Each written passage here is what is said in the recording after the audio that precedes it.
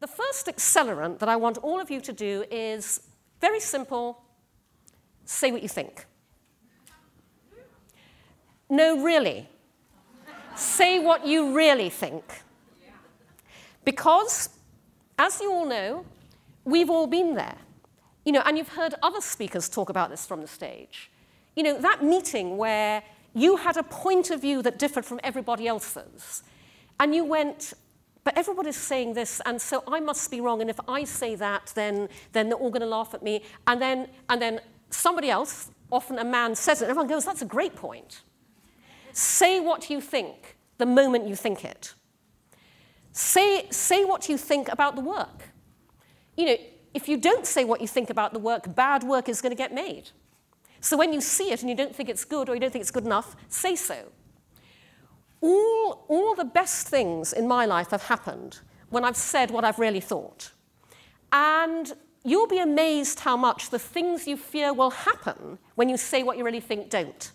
And I'll give you a very, very trivial example of my own experience of this. So several years ago, I was working late one night on my startup, Make Love Not Porn, very stressful, getting it ready to launch.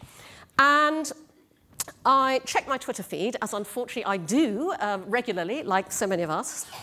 And one of the people I follow on Twitter had retweeted a tweet by a guy called Dan Martell, whom I didn't actually know, but when I looked up subsequently, he's a Canadian entrepreneur and angel investor.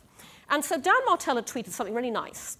He tweeted, if you're in a relationship and you're doing a startup, just go find your partner and thank them because the world is a better place for their support.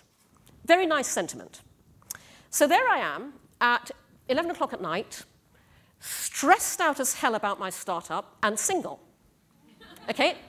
Yes, I am doing a startup. No, I'm not in a relationship.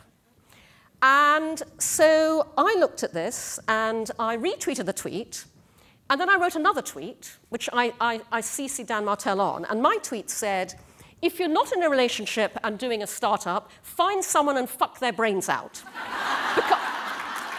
Because the world is a better place with stress relief.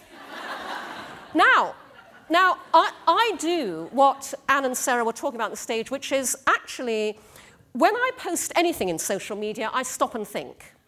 My filter for social media is usually, how would I feel if this ended up on the front page of the New York Post?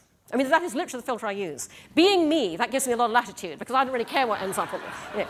But nevertheless, I wrote this tweet, and before I sent it, I paused and I thought, okay, I don't know this Dan Martell guy. For all I know, he could be wildly offended by the fact that this is my response to his tweet, and I've used the word fucking. And then I thought, what the hell? I think it's funny, so I'm going to send it. So I tweeted that tweet, and two things happened immediately. A, Dan Martell followed me, and B, he tweeted me and he said, I like your style. So, say what you really think.